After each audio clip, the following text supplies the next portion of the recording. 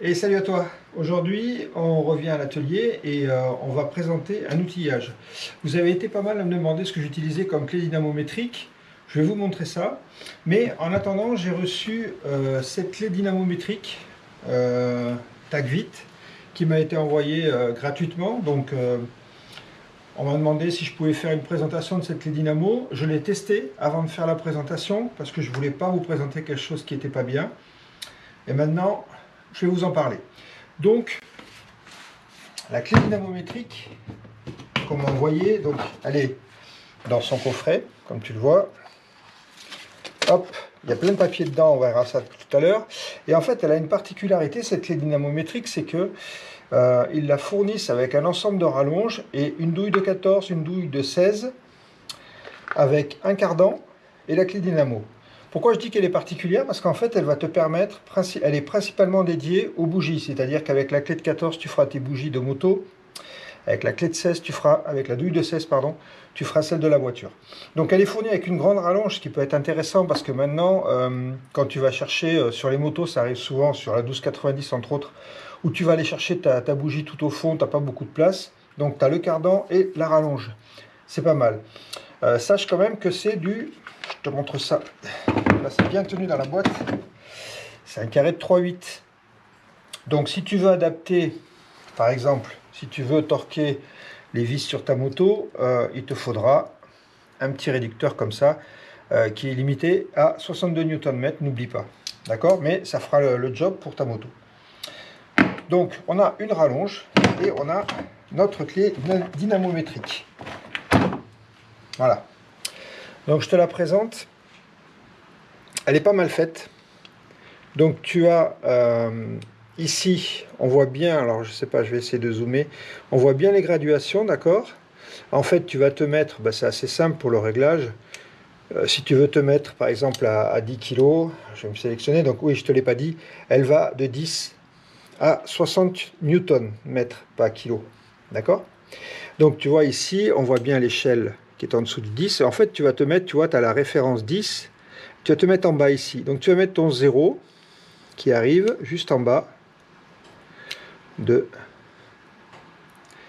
ta clé. Je l'ai dépassé. Voilà. Et voilà. Donc là, je suis bien à 10 newtons. OK? Et puis après, si tu dois faire 11 newtons ou 10 newtons 5, tu vas venir mettre le 0,5 ici. Donc ça te fera 10 plus 0,5. D'accord? Voilà comment ça fonctionne. Donc tu as une bague ici qui te permet de bouger, puis quand tu lâches, la bague verrouille. D'accord? Ici, donc tu as ton cliquet réversible. Je te précise quand même qu'on ne dessert jamais avec une clé dynamométrique. C'est le meilleur moyen pour l'abîmer et la dérégler en fait. Donc ici, ton petit carré de 3,8. Tu vois, donc ce que j'aime bien, c'est que tu vois, tu avances petit à petit. Donc c'est assez fin comme réglage, ce qu'on a.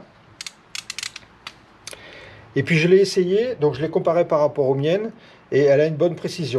Je vais te montrer le bruit qu'elle fait, donc elle claque en fait quand tu arrives au couple. Donc pour te parler de cette clé dynamométrique, je vais te montrer celle que j'ai moi. Donc celle-là fait de 10 à 60 et elle va te couvrir une grande partie quand même de ce que tu as à torquer sur ta moto, d'accord? Et après, moi j'ai une plus petite, tu vois, qui va de 0 à 24. Ça, c'est plutôt pour les vis moteurs. Si je compare celle-là, tu vois, que j'ai acheté avec celle-là, je trouve plus précis, tu vois, la graduation que j'ai ici, et la graduation que j'ai là, où tu vois, c'est un peu moins fin comme réglage. Maintenant, on est sur des couples très fins. D'accord? Voilà. Donc, moi, j'ai ça. Et puis après, tout ce qui est roue et frein,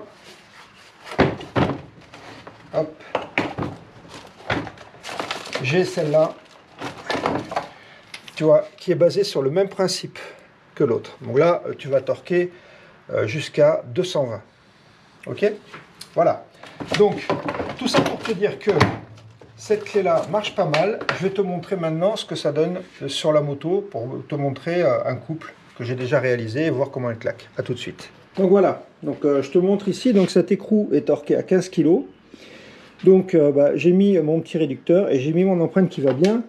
Je vais te montrer le bruit qu'elle fait quand elle claque. Tu vois, elle claque. Donc voilà, donc je vais te montrer ici. Donc cet écrou est torqué à 15 kg. Donc j'ai mis mon petit réducteur et j'ai mis mon empreinte qui va bien. Je vais te montrer le bruit qu'elle fait quand elle claque. Tu vois, elle claque. Donc voilà, donc je vais te montrer le bruit qu'elle fait Tu vois? Donc c'est franc.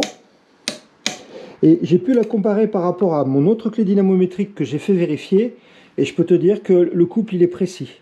Donc la précision qui te donne, tu as ici la petite documentation. Et tu as le certificat avec. Voilà. Il te donne une précision, tu vois, de...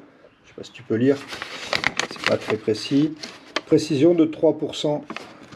Tu vois, ici, tu as une précision de 3%. Voilà. Voilà ce que je pouvais te dire sur cette clé dynamométrique. J'espère que ça t'a plu. Si tu es intéressé, bah, je te mettrai le lien ici.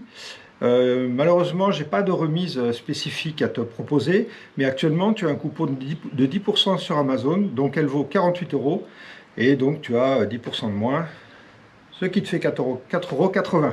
Voilà. Allez, je te laisse. J'espère que cette vidéo t'a plu. Si tu veux que je te teste d'autres outillages, tu me dis. Et puis, j'ai beaucoup d'outillages à la maison, donc n'hésite pas. Prochaine vidéo, elle est en train d'être montée. Ça sera la Tracer 9 GT de chez Yamaha. J'ai testé ça hier. Le montage est en cours. Elle sera en ligne lundi. Tchuss!